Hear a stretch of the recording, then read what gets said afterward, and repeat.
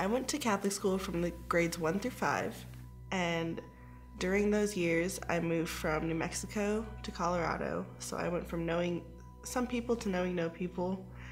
And in about 2nd grade, my mom had to go, it's called TDY, it's like temporary deployment something, I don't know, it's military speak.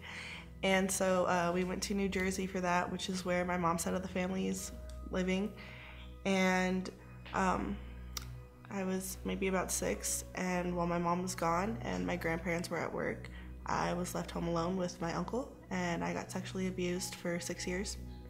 My mom didn't find out until my 8th grade year, so until my 8th grade year, I stopped believing in God, and I still went to Catholic school up until 5th grade.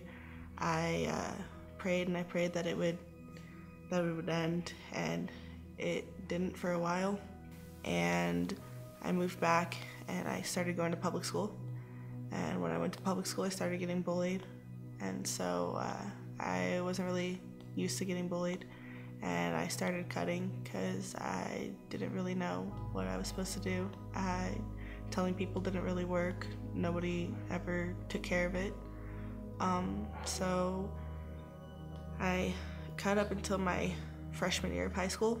And my freshman year of high school, I also transferred to a different school. And so everything was pretty good there. It seemed like things were good up until New Year's Eve, which was like 2012, I think is when it was going on. And I tried to kill myself. Someone who I thought was my friend just told me that I really wasn't worth having around, and that I should jump in front of traffic, and that no one would ever, care about me. So, yeah. And at like 2 in the morning, the cops were at my door because the same person who told me to kill myself also called the cops.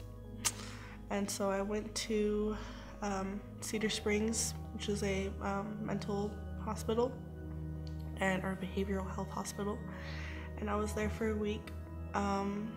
I got back to school in time to finish finals, and then I went back into a different hospital a week later, and that was called Highlands Ranch. So I went from Highlands back out into school. I got a little bit of stability.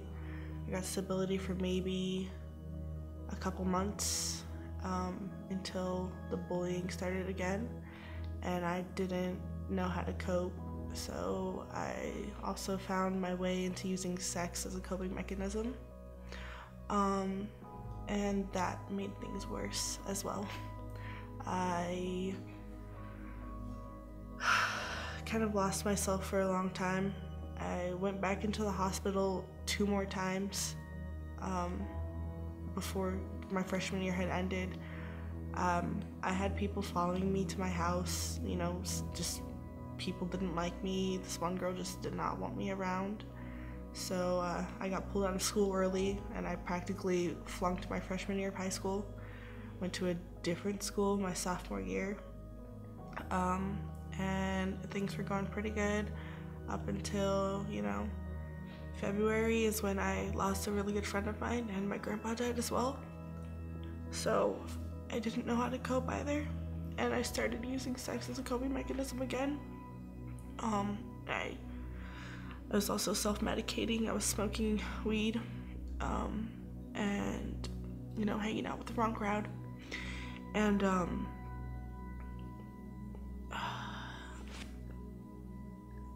I didn't care really about myself or anyone around me. So I kind of just, whatever opportunity I had to get anything, I did. And that's how I wound up pregnant with Cass. That was a life changer, really. I got pregnant March of last year, and I found out I was failing all of my classes my sophomore year of high school, and there were 3 months until the school year ended. So I pulled myself up, got myself together, and I I stopped smoking weed. I stopped using sex as a coping mechanism. I pulled my grades up really quickly. I got accepted into, the cosmetology program, and I started coming to DSM. And I only came to DSM for like a week in like June, until I had like a really bad anxiety attack because I just felt out of place for a bit. So I didn't come back until I think actually the first night that I came back was the cadre night, and I met some really cool people. I met Haley, she's cool. Lorenzo, who moved, and Jasek, who's also really cool. And I was really nervous to be telling everybody about my son because like people that found out that I was pregnant, that I went to like Catholic school with, even if I wasn't friends with them, they kind of like disowned me. Don't know how you can disown someone when you don't really know them, but, and then, so since January, I've been coming, and I'm still on that little, journey to still find God. I mean, I found him, but I'm not like super tight with him, but I know he's there. I definitely know he's there after everything.